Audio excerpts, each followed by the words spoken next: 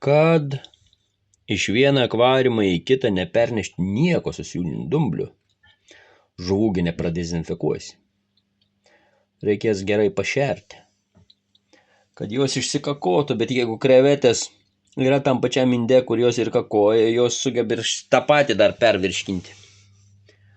Taip padariau indus plūduriuojančius, duodu daug maistą, jos valgo, kakoja, kažkas krenta žemyn, tie indai labai lengvai prasiskalauja, o dabar čia įdėjau. O patys borteliai leidžia plūduriuoti. Aišku, per naktį palikus tai greičiausiai išliptų jos lauk.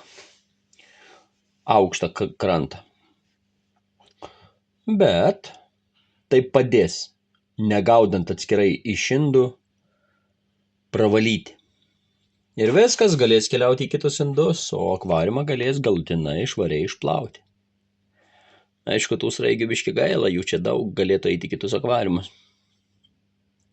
Bet aš turiu švarių, man nebereikia.